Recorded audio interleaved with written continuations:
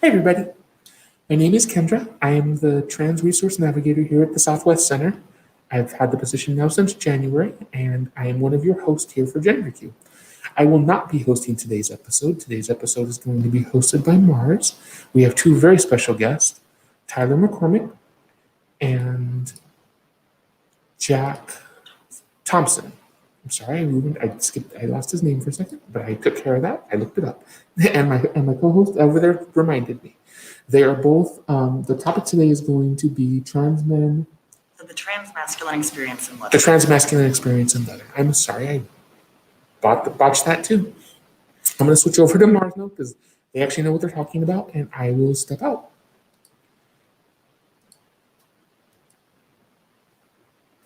Kendra is actually absolutely wonderful, and so we are trying a new thing here today for GenderQ. Kendra and I are actually in the same room together, which is super exciting, everyone. But we are trying to figure out the best ways to make the cameras work. But I would like to really introduce and bring onto the show Tyler and Jack, please. Yay. How are y'all doing tonight? Good. Excellent. So it usually takes a little bit. You're very verbose. Right.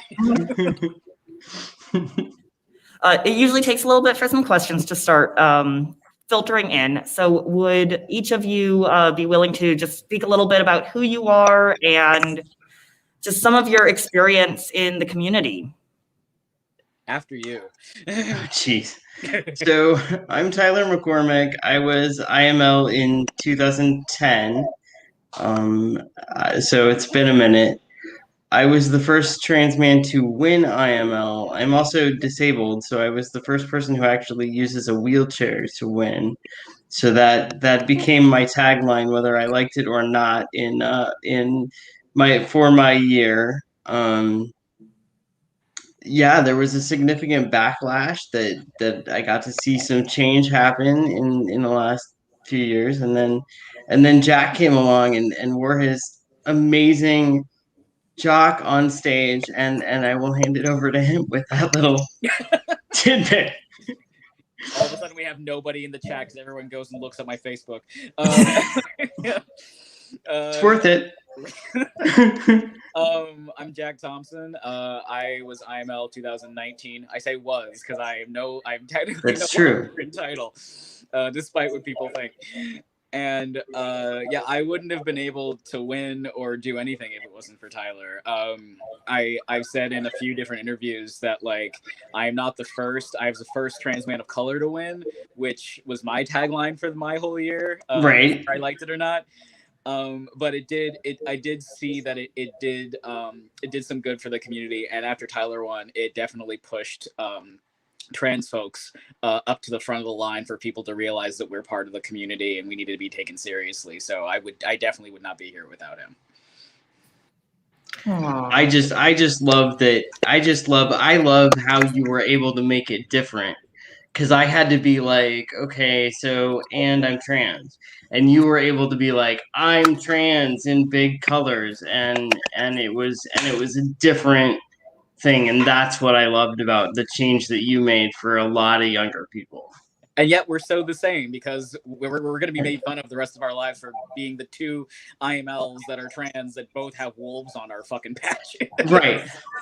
So, it's okay, Jack. I'm still shorter. You and Richard.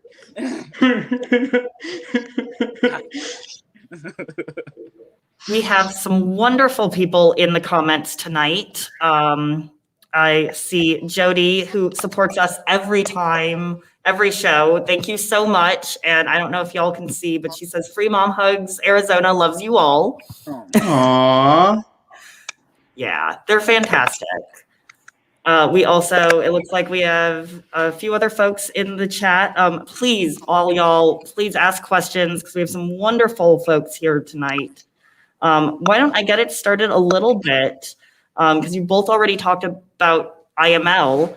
So how did your support systems help you prepare for your contests and support you during your title year? easy questions right off the bat. So the person who is now my master was on the phone with me every single day for a year. The person who I was married to during that year is no longer part of my life, and that sort of explains how he supported my title year. But yeah, it was every day. How do we deal with this situation? How do we deal with this contest? And it was amazing. Yeah, I mean, I grew up in San Francisco in the Bay Area, so I grew up knowing and meeting a lot of people in the leather community and a lot of people who had held the IML title. And so I sort of had a rough idea of what I was doing. And then my husband ran and came in first runner-up in 2017. So I got to watch very close up every aspect of the contest. And then he was running for International Boot Black while I was running for International Mr. Leather. So we did everything together. We worked on our speeches together. We quizzed ourselves on pop questions. We packed together so that we knew exactly what we were packing. We had spreadsheets of all of our outfits together. It was very well coordinated. Yeah, I was from New Mexico, so I knew no one that had won, and I had never been to IML. I had no idea what to expect other than what I read on the website, so I just sort of went in blind. Oh. So, yeah, whole different menu, but it seemed to work out. Yeah, really. I mean, I can't. We both had spreadsheets. Did yours literally run out at announcement of winners? Announcement of winners and nothing? Oh You're no, done? we were prepared. Like we were like just in case. Here's the extra bag. Like it was like just in case. Here's what you also have. To do. So it was like okay. Good job, Jack. I'm gonna have to wear it, but I'll have it. And then I did. So. Yeah. Oh my God. And Tyler, so our sound cut out just a little bit, and I heard you mention that you were in New Mexico. So some people might know this, but I know a lot of people don't. I actually entered the leather community right around the time that you were running for IML.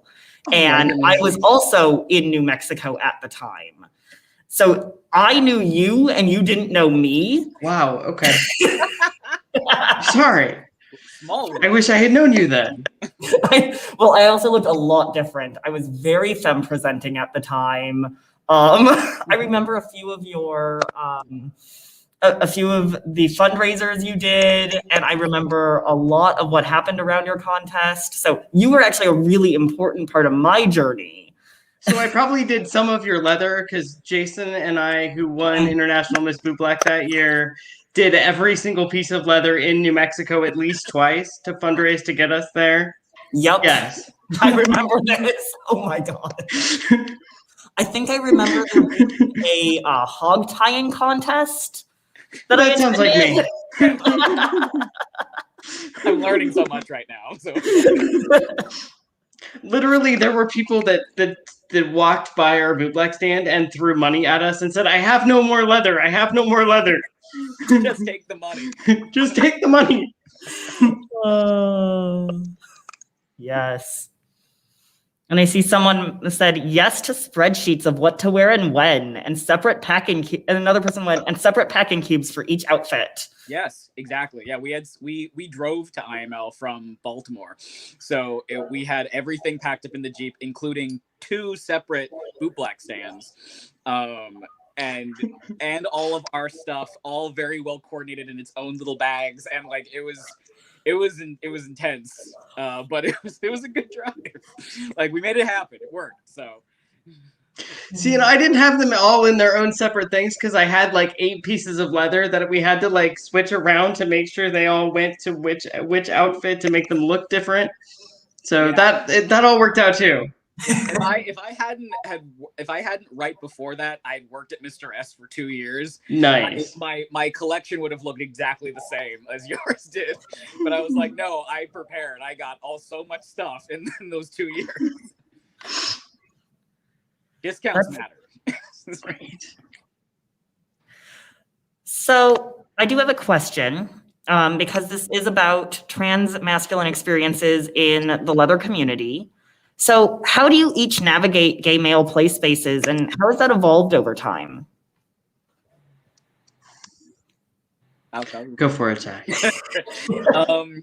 Well, I just mentioned something about this on my Facebook recently, but I was like, I very much appreciate men's only spaces. I appreciate blank only spaces for most things, because while we do need to spend more time getting used to being around each other and getting comfortable being in spaces with each other, with different kinds of people, we also all deserve to have safe spaces with people that are like us. And I've been to a number of men's only spaces that were very open to trans men, and I've been to some that were not very open to trans men. That were very much like, you know, it's an ID policy, not our policy, which I understand. Like when it's like a city or a state policy, I'm like, I can't get mad at an event for having that. That's not their fault. But I do get mad when I see that it's a look policy. Like it says it's an ID thing, but they don't look at your ID. They look at you and they judge whether they think that you're trans or cis, and then they let you in without even caring about your ID. So those things I still have problems with. But for the most part, I think mostly because I grew up in San Francisco, which is a very affirming place. I've had very little issue dealing with men's play spaces. And the times that I have, I've always been very confused, because it always seems to come from someone saying something like, I don't feel comfortable with, like, you know, someone with a vagina in my play space. And I consistently am like, if you're paying so much attention to somebody over there that is not playing with you, that may or may not have genitalia that doesn't look like yours, I feel bad for whoever you're playing with, because you are obviously not paying attention to them. Right. Mm-hmm. Yeah. Being from New Mexico, we didn't have a whole lot of this play space or that play space, and when there was men's play spaces before I won IML, there wasn't really an issue, because I got brought into the community by some leaders of the community who basically said, yeah, Tyler's ours and we're bringing him in. After I won, it got a little dicier. But I'm hoping, now that I live in St. Louis, once the pandemic is over, I will get to try more things. I had a great time in St. Louis. It was the second to last trip I went on before I had to stop traveling because of the pandemic. So I went for the first time. I've always wanted to go to St. Louis, and I had a wonderful time. So I hope that you had as great a time as I had that. I had a wonderful time when I came here and judged. There may or may not be pictures of me undoing Joey McDonald's boots on someone's bed. Those may exist, but yeah. So I'm hoping after pandemic. So I'm going to pop in and ask a question. Since you both mentioned it in your previous comments, I would like to know, can you tell us about your experiences with mentorship, either your own or people who have mentored you? Go. I went first last time. Oh, jeez. Okay. Well, when I was very, very young, I fell head over heels with someone who was a leader in the New Mexico community, and I basically hung out at the window and said, "Hi, I'm Tyler. You're going to take me home." Until eventually, he did. And whether that was good or bad, was a thing. But he and his she's now transitioned. So he and his wife were amazing people in my life and taught me what it was to be, and allowed me to sit in their yard while they smoked cigars, and older gay men sat in this yard and talked about what it was to be gay men in the 80s, what it was to be gay men in the 90s, and what it was to be alive. And that was an amazing experience. And it took me some time to figure out why there was such sadness in them. And it took me some time to learn what that was. And they let me sit in those spaces, and they let me understand that. And so that was the value for me, to learn that impact that HIV had on the community in that time. So and then what it was to be a leather person and what I wanted to be as a leather person was just sort of a side benefit. I mean, I grew up and sort of got into the kink scene early in my life, and I don't really feel like I had mentors per se. I feel like I had good friends that, you know, took the chance of spending an afternoon at the Eagle talking to someone who was either younger than them or different from them, that, you know, budded really wonderful friendships, and I learned a lot from all the people in my life that I consider my friends. And then when my husband was running for IML, one of the first people that I met in his title year was Ralph Bernot.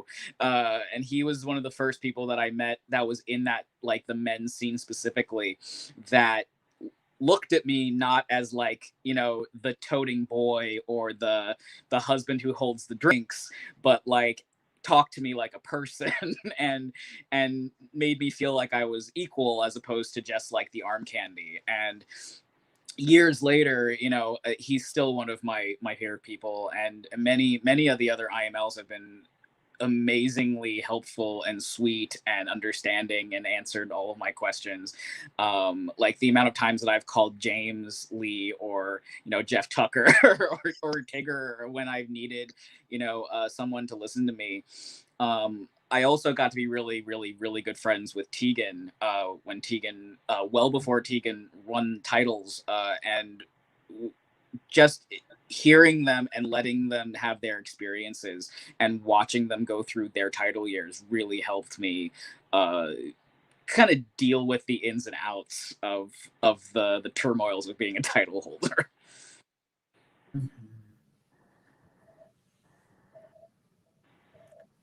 That sounds like really important. Thank you.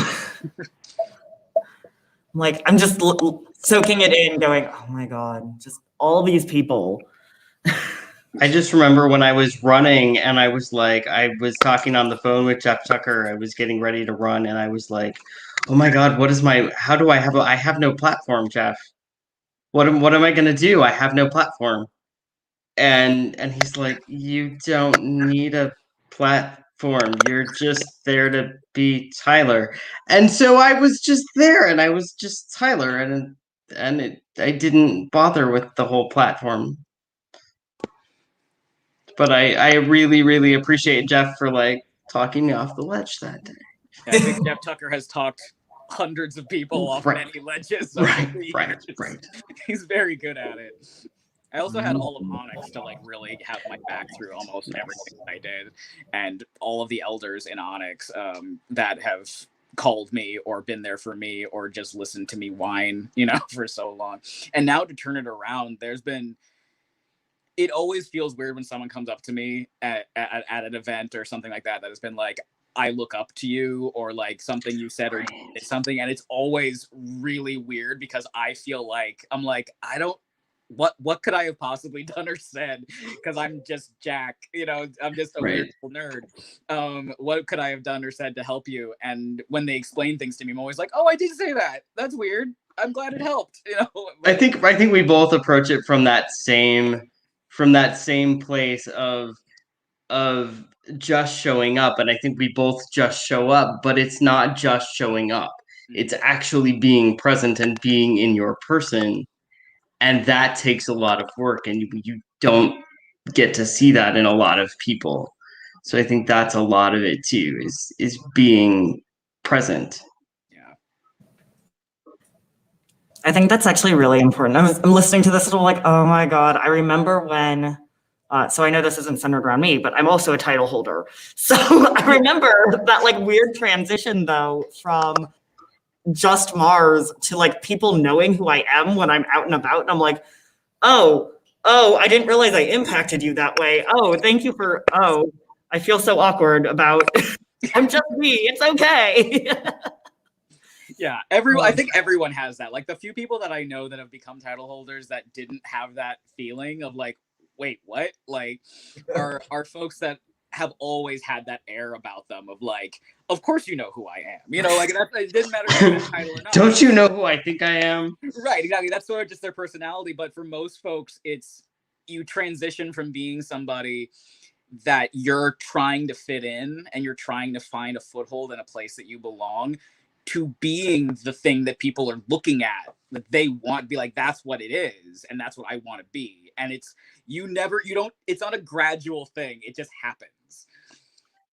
And I'm so sorry that you missed Chuck, Jack, but the day that I was talking to Chuck about whether he was happy or whether I won or not, and I got to hear Chuck Renslow giggle, will forever be one of the best days of my life. Oh. That he was actually happy about it enough to giggle just made me and it was like, because his belief about IML was that it needs to grow as the community grows, which I think it does.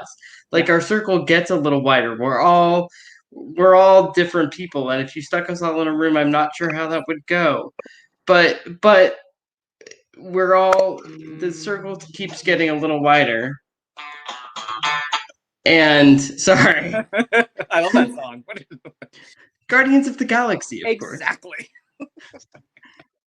So yeah, so it's having it be who is the community now, and the only rules they give you when you judge are pick the one who best represents a Leatherman to you. That is the only advice they give you, literally, and they walk out of the room and say, "Have fun." like 70 some odd people you now have to figure that out with. Go ahead. Go ahead. Which I just love, which gives it room to be the expansive thing that it is. Mm-hmm. So I see we do have a question. Both of you had amazing 90-second speeches. How did you narrow down what you wanted to talk about? Oh, God. Go ahead, Jack. Despite what people think, I've been asked to like give speeches and like to keynote and stuff like that. And I have to tell people, I am not a writer. I am not a good writer in any sense of the word. I've never been very good, and it gave me a lot of trouble in school. I'm not good at getting something from seeing it, hearing it, and in my head, and then getting it back on paper. Like I'm not good at that at all. And thankfully, I have a husband who's really good at speech writing. And so we basically went through many versions of being like, hey, this is what I want to say. And this is kind of what I want to feel in what I'm saying. And then us putting it together like a puzzle to be like, here's how it would sound, or this would go better before this, you know, or you should say that differently. And then I sent it to like a couple of people that I really trusted when it came to writing and speech writing, who both happened to be international title holders. And I was just like, hey, does this sound good? And they were just like, yeah, don't change a thing. And I was like, awesome. So that was really it. I love that my speech has affected so many people. I also will be happy when I can just send people the video and I don't have to give it in. Well, even now, if you ask me to give a speech, my speech is going to be roughly that same thing. Mm-hmm. Like I have this one message, like find your passion and follow it. And, like I sat down and was like, okay, I'm going to have an audience of 300 or 400 people, and I'm going to go home that weekend because, and back to New Mexico where no one will ever see me again. So what do I say if I have this audience? And I can say whatever the hell I want to them. And then I got in a fight with my support staff, who got mad at me for using a quote in the middle of my speech. And I was like, but that's what I want to say. And they were like, no, you can't do that. And I was like, well, that's what I'm doing. So there you go.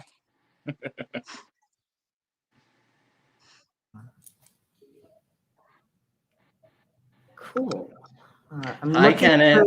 I was going to say, I'm looking through some of the comments. We have Kenneth saying hi to us. Also miss your face. Miss World Bear also says hi. Hi. Mm-hmm. That was a contest I can't wait to go back to. haven't been to that one. I'll have to go. I judged this last year. It was super fun. Definitely go. See, now that I live in the middle of the Midwest, I can actually like go places. Right? Because going anywhere from Albuquerque means you spend a day going anywhere from Albuquerque. Oh my God, I remember doing that. It's like I'm in Phoenix now, so I don't have to do that. But I wasn't even in Albuquerque. I was in Santa Fe. Ooh, which means you have to drive an hour and then spend a day. Yeah, it's exactly. So I do want to ask, just because I know some of this has changed for me, but has your social or medical transition changed any of your sexual or kink interests? Oh yeah. Yeah. That was so long ago. Yeah, my 11-year anniversary was in January, being on testosterone, and I definitely I was just having this conversation with somebody where it's like who was just getting on testosterone and just kind of dealing with the years of the first few years of dysphoria, like when afterwards, and you have to just be like, everything that you feel right now sucks, but all of that is going to change within a couple of years. Like, right, just get through the first 2 years. Just buckle down and get through it. Yeah, like, I mean, I'm trying to actually put together a discussion on the trans men who weren't attracted to men before they transitioned, and then afterwards, because that happens a lot and we don't talk about it very often. Oh yeah, no, I was a lesbian before. Yeah, same. Like, I mean, I'm gay. Apparently I'm gay, no matter which way you spin the dial. Yeah, I basically, like, I definitely feel like there's, like, I love being punched in the chest, and I don't think I ever would have gotten into that more often, like into really heavy impact play, if I hadn't had top surgery and hadn't been able to like deal with the muscle growth in different places in my body. Like, I don't think I would have done the bare chest calendar, which then put me into a more sexual space and gay men's space, which then made me IML, if I hadn't done all of that. And like, I'm like always happy that I get to be the person that I am and I look the way that I want to look. But it changes so drastically in those first 5 years. Everything that you like, everything you think you like, everything that you thought you never wanted to do, and now it's the first thing on your list, like.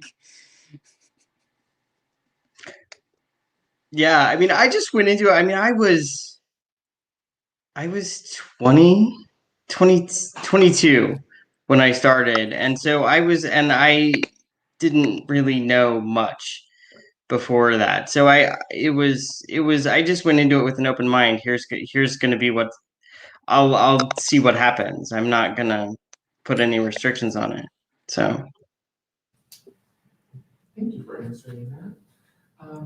So my question is, what advice would you have for intergender expansive folks who are interested in that? You're too quiet. I didn't catch all that. Okay. yeah, can you try again? I didn't turn my mic up because I'm dumb. My advice would be, what advice would you have for any gender expansive folks interested in leather? The more comfortable that you are with yourself, the happier you will be. Also, there's, depending on where you fit in the spectrum, there's also as long as their dick is hard or their pussy is wet, they're going to care a little bit less about any of the other things that you might have an issue with. So, or that they might have an issue with. So, get their dicks hard or their pussy's wet, and then, go do what you want to do, or tell them what you need to tell them. That is so real. Yeah, no, it's so, I definitely, like, yes, the whole comfortable thing, but the thing that got me through almost everything in the beginning was a very fake it till you make it attitude. Like, I didn't know anybody, and the people that I did know was through other channels when it came to leather and kink, and I felt so like I don't belong here, even though I really want to belong here, that I pretended like I knew what I was doing, and I went to every event and I volunteered for everything, and I listened and I learned, and as I faked it to being like, I know what I'm doing, I slowly realized that I wasn't faking it anymore. over time. And I just, this is who I am. This is where I belong. And this is, now I'm not worried about what other people are thinking, because I know when I walk into a space, I belong there. Regardless of what anybody in the back might be thinking, I know that I'm safe here because I know who I am, and I know that this space is okay for me. And it takes over time. Like the more time you spend in a space and with these people and with these kinds of kinks and outfits, the more comfortable you become and the less uncertain you are.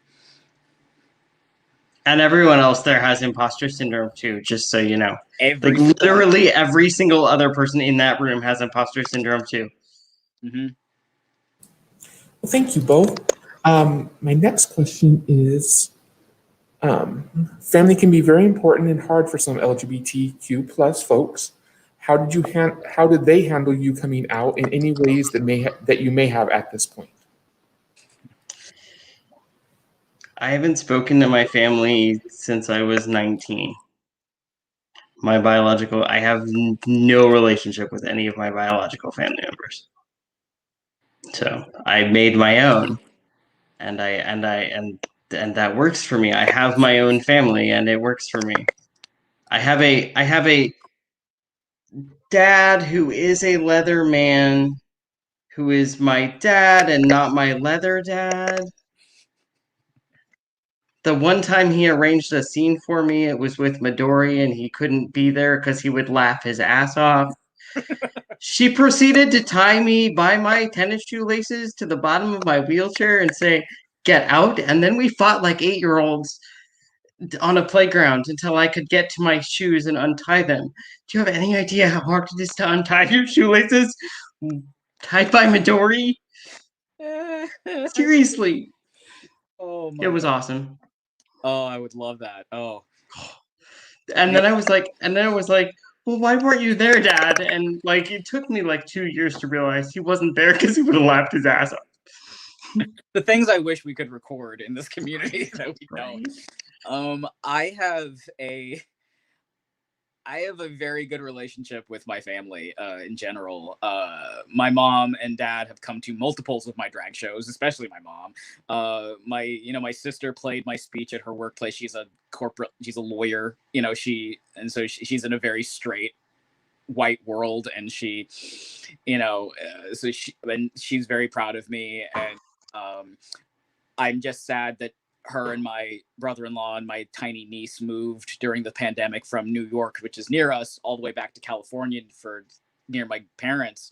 So now I can't watch my niece grow up the way I would like to, but yeah, I'm very close with my family. And, my mom was a model and I was a child model. My sister was a child model. So when I was trying to explain to my mom what I was doing at IML, I was like, it's like Miss America, but with like big dudes, Right. And she's like, oh, okay. And completely understood after that. It was just like, I get it. Is there a crown? I'm like, no. And don't put it out there. There's no. Like she really wanted to come, and I was like, no, I don't have time to babysit you. So you don't go into certain areas of the, Oh, God. And then, James Lee, put pictures of his mom up on Facebook at IML, and then now I can't shake my mom. So, but they're all really supportive, and I've had to come out to them so many times for so many things over the years that I say that I slowly eroded my parents' expectations of who I was supposed to be over many years. I came out as a lesbian, and then I came out as trans, and then I came out as dating sex workers, and then I came out as a stripper, and then I came out as gay, and then I came out as HIV positive, and it's been just one thing after another. And so my parents are just like, sure, what else? Like, whatever else you got, we're fine.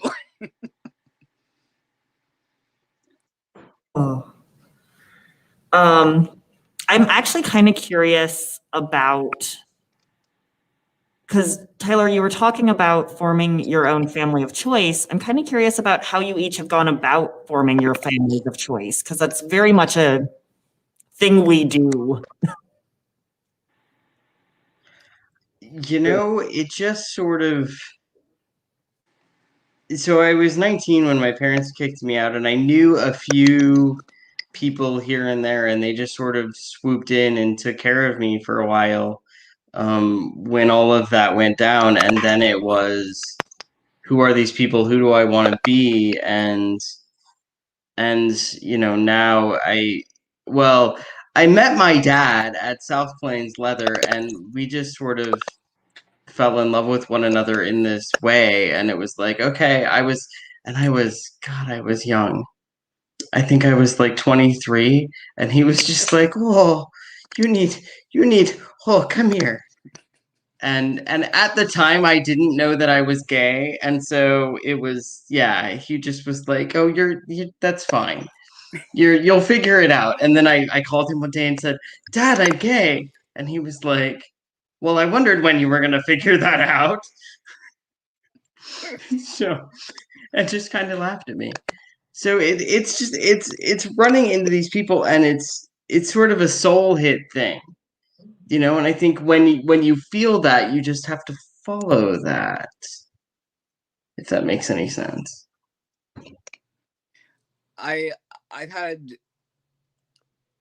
a really good luck with blood family, and I've had, hit and miss luck with not related family. I've had so many different families over the years. I've had families when I did nonprofit work with people that I'm still really close to. My drag family is some of the closest people in my life. And Leather and King family just came so naturally after being a performer that I just have so many different people in so many different pockets of my life that when I can combine them, or when I get to see them, I have to especially when I go back to the Bay, I have to really pick and choose what family I get to see, because I there's no way I can see everybody at the same time. And I'm lucky that I've been able to accumulate so many good people in my life that and it's in various stages. Like I don't discount people in my life that I call just to play poker with, because you have some really intense, awesome conversations with those people. And I care about them just as much as I care about the people that I know I can call at 3 a.m. if I'm broke down on the side of the road in a random state. I'm like, hey, I don't know what to do. And, I very much, I'm glad I kind of dragged my husband into a lot of that as well, because he wasn't close to a lot of people after he came back from the wars, and was very much like, I don't know how to create family like this. And we've created such good family both in the Bay and now in Baltimore over the last couple of years. We're very, very lucky to have everybody we do have. Oh, that's so fantastic. Thank you both for sharing that, because it's a thing that's on my mind sometimes. I know that with winning your titles, it involves a lot of travel, a lot of different communities. How do you find that you tend to navigate consent and different community standards around that, especially as a trans person, and especially with national and international travel?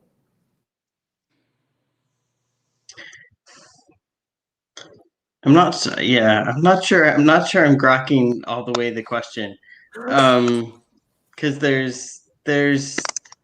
I'm Tyler. I strive to be honorable in all the things that I do and all the places that I go. And I think almost all of us are that way. So I think it's as long as I'm doing that and being that person, then I'll be okay. The fact that we were on such a public,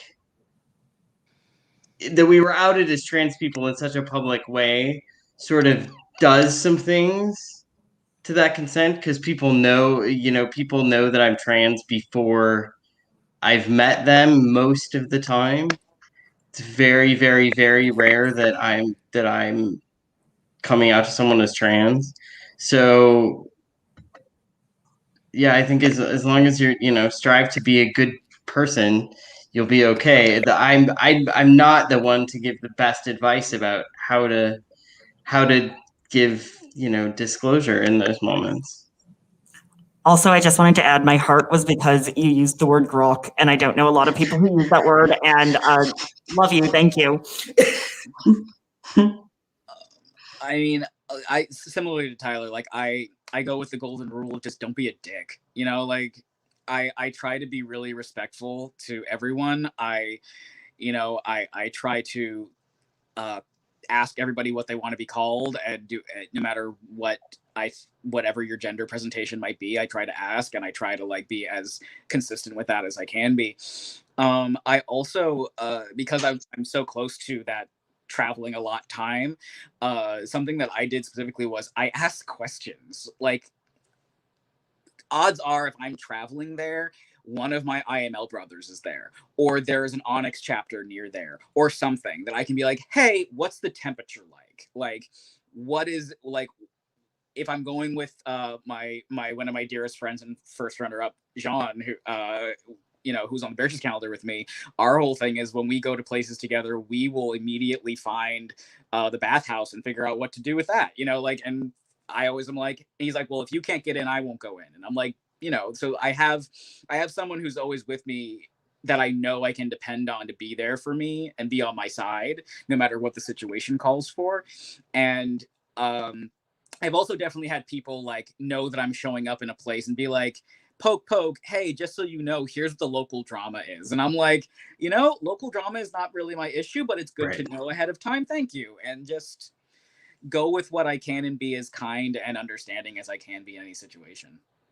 I loved the emails of X person in our community is gunning for you, because that was always like, oh, let me find that person. I'm going to sit next to that person all weekend and be Tyler. And I did more than once, and one of them I know for a fact it was in Dallas, which is where my dad is. Like, my dad had to leave for the evening from the bar, and this person by the end of the weekend was like, it's okay, well, I'll watch him, I'll take care of him. So, which I didn't really need, but it was like, just okay, you can gun for me, I'm good with it. Thank you for that. The next question I have is, have you had any challenges with being put on a pedestal since winning your title? Yeah. Yeah. Like I said, I'm just a weird little nerd. Like I'm playing 3 D&D games this week. Like that's where I'm at nerd wise, and I one of them for a leather situation, so I try to combine things, but we're all people. Like, anyone in my life that I've ever thought of as above me or on a pedestal, I've learned very quickly as a human being and makes mistakes. And when people come up to me and I feel like that's what's happening, I try very hard to drive home the point that I'm just a person. Like, I'm, yes, I was on a stage and I wore a colorful jockstrap and I did a speech, but I'm also just the nervous dude who was backstage hyperventilating right beforehand. And, maybe we can just have a conversation. Hey, do you want to get a beer? Like, instead of like trying to like be like, I don't know what if I can talk to you, or this is my name and you're not gonna remember. I'm like, I remember everybody I talked to. I don't remember your names, but I remember everybody. Like, right. Hey, like, what's going on? So I feel like that when you put someone on a pedestal, you are setting yourself and them up to fail, because everybody is flawed. Everyone makes mistakes. Everybody says some shit that's out of pocket sometimes, and you kind of just got to let people be people. Yeah, and I have to apologize to anyone who came up to me in like the first 5 years after I won the title, because I was kind of a dick about it. And I didn't realize there were some things going on in my personal life, and I was being told some untruths, and I was not as kind to those people as I should have been. So if you were one of those people and I was kind of a dick when you said how much you appreciated me, I'm sorry. Well, that's what I gotta say. No, my ex was really good at making me feel like shit for having won and for being trans and having won. So if anyone came up to me and said anything nice about my being trans and being in the leather community, it got conflated into this weird thing. So I'm it's taken me this long to get to a place where I could do a trans-specific talk.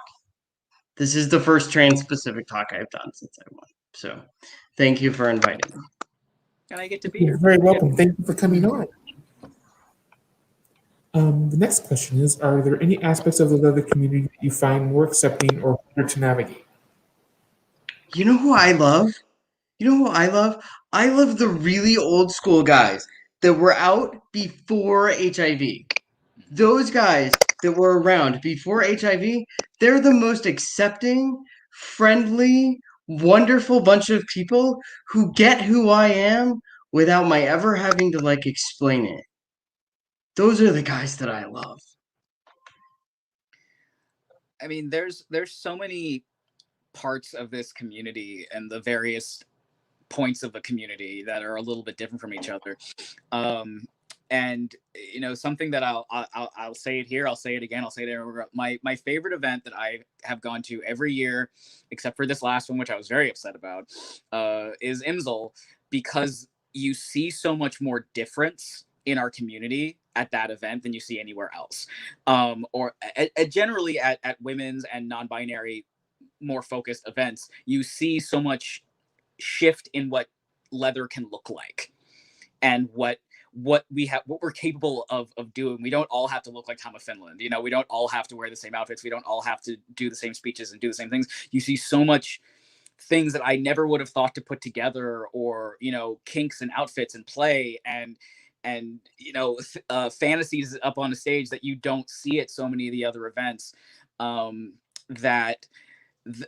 like, that community and that little family reunion is probably my favorite pocket of leather that I've gotten a chance to experience. This would have been my 10-year anniversary, and I would have been judging, and I'm so mad that COVID happened, mostly just for that. But yeah, there and tough, like, there's always going to be somebody in every community that wants to keep things the way they feel comfortable with and don't want to change their ideals or think that everyone needs to think like them. And I just roll my eyes at them, because they might be louder, but they're not the minority. They're not the majority. They're one idea of someone who thinks that they're doing it the right way. And if you think you're doing it the right way and there is a wrong way, you're the wrong one. So like, that's the only pocket of the community that I'm not like super jazzed about. That makes a lot of sense. Thank you. Yeah. We do have a comment clarifying that IMSL is International Miss Leather. Thank you. Thanks, Dave. We've also had some other like wonderful comments in here that we haven't like been addressing, but thank you all. I particularly like but we love dicks. Wait, you meant as a mannerism. I'm gonna go turn on a light. I'll be right back. Okay, not a problem.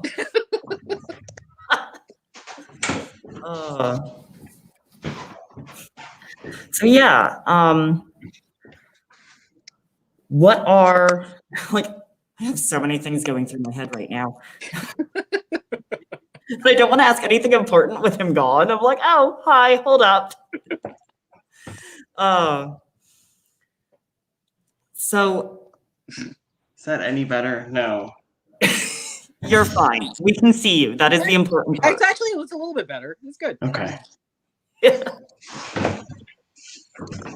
It's my cross-stitching light. Yes, I'm that gay. I have a special cross-stitching light.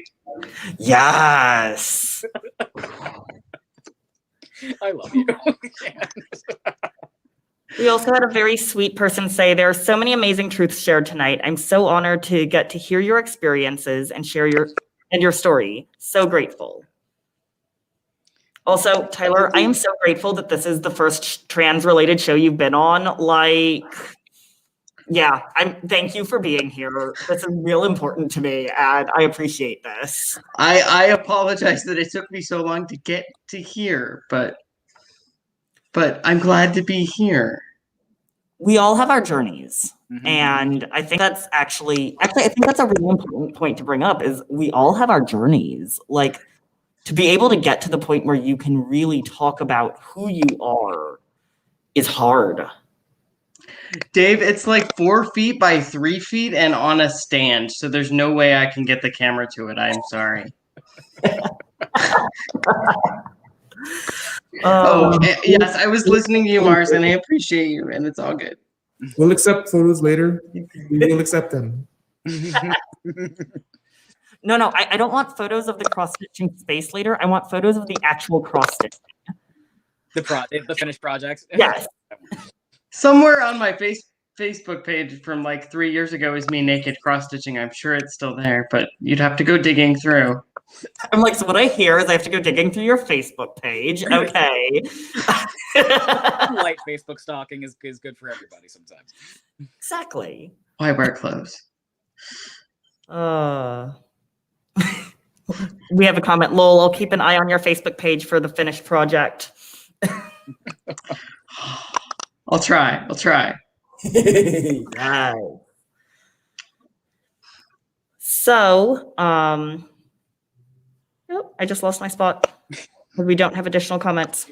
No, I was gonna say, like, it like, yeah, we all have our own journeys, and like, I'm glad that you're here and like doing this talk with me and like doing this, because also like you got me through a lot of my title year also, like just being like, hey, you okay? I appreciate that. No, but it was like, no, there are things that are not okay, but it will be okay. Just keep going. Yeah, just keep going. I knew that if you told me it was gonna be okay, it was gonna be okay. Like that was a very much like, okay, I actually believe you. But like the only reason that I'm even good at doing any of this and doing these kind of talks and like having open dialogue about this stuff is because I've been doing it since I was 14. Before I transitioned, before I knew what being trans was even, I had been working in nonprofits, going into schools and talking about my coming out story. And it went from being like, I'm gay and I don't know how to talk in front of a crowd of people, like 25 children, to doing it in front of like college auditoriums and stuff. And over the years, the story changes little by little because the coming out changes and the experience change. And so like, if I hadn't been doing that for like years, I would be just like, I don't know how to do this. Or I don't know what my comfort level would be like talking about this kind of stuff. Like, see, if you want me to talk about disability or why I have a yellow wheelchair, I can do that all day long. If you're into leather, you know why I have a yellow wheelchair.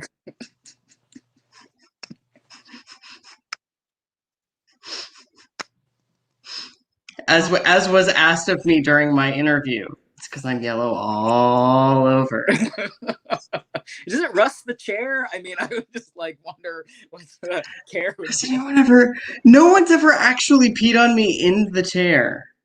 Because I really, cleaning up the fabric would be a pain in the ass. Yeah.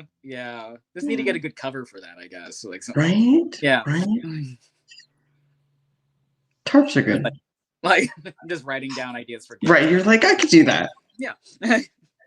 Yes, Dave. Yellow equals sunshine. Exactly. Sunshiny yellow.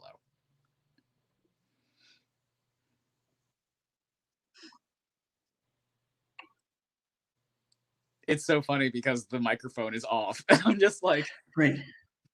It's like, what is Mars saying? Mars is saying, unmute me. Between the mask and the mute, I was like, what's going on? Mars was looking over going, unmute me. You have to unmute me so I can talk. Okay, I couldn't hear it. I'm sorry. Oh. So, do you guys have any special projects you are working on? If our audience would like to follow you, what is your social media? The standard end of the interview kind of questions. You first, good sir. I got nothing, and I'm on Facebook. I'm on Facebook, but I really don't post. So, you're more than welcome to try and follow me on Facebook, but I really don't post. I got married in October, and on the same day I signed a master slave contract, so now I'm an owned slave, which makes me stupid happy, and that's been the change that's happened since pandemic. So yeah, yeah. What's up with you, Jack? You have all kinds of things. You're a thing person. I mean, I definitely am not. One of the things that I appreciated about the pandemic actually is that my whole life I have judged myself based on my value to other people, and that is not necessarily a healthy thing. But when you find out that, oh, you're just a service person, and how you can make that a healthy thing, it helps. So I'm used to running about 1,000,000 miles an hour, doing 1,000,000 projects, and running myself ragged and spreading myself way too thin and being exhausted all the time. And my title year was sort of like the last like sprint to the finish line of already over exhaustion. If you have any spoons here, hand them over now. Right, exactly. This is like but now because of the pandemic, I've been forced to do nothing for a while, and it's made my relationship with my husband even better than it was. It's made me appreciate the fact that I don't have to put my value in what other people can get out of me. And I can choose things that I want to do instead of feeling forced to do them. So, I mean, right now every other Friday, I am the co-host of my friend's every weekday podcast / Facebook Live show, Coffee with Chris. We do our like love and relationships show every other Friday, so it'll be this coming Friday.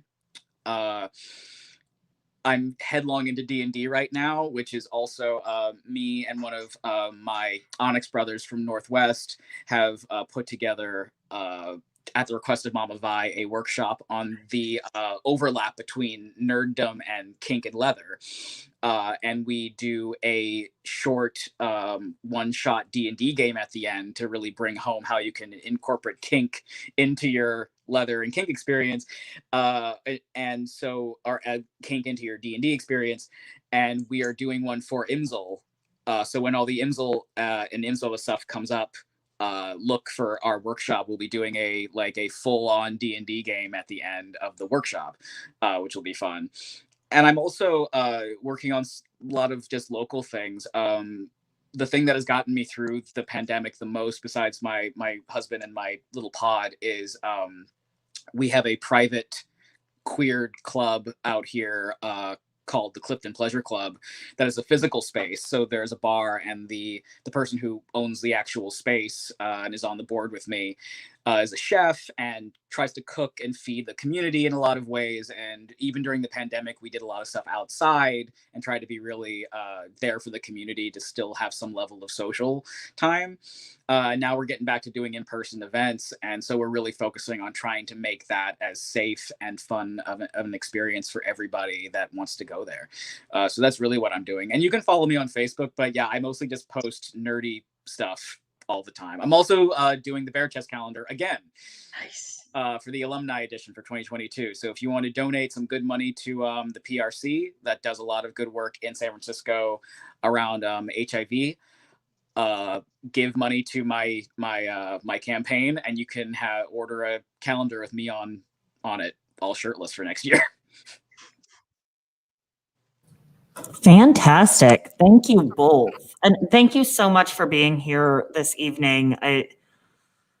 Sharing this space with you has been really, really pleasant. And I don't even have the words for this tonight. Thank you. Thanks for having me.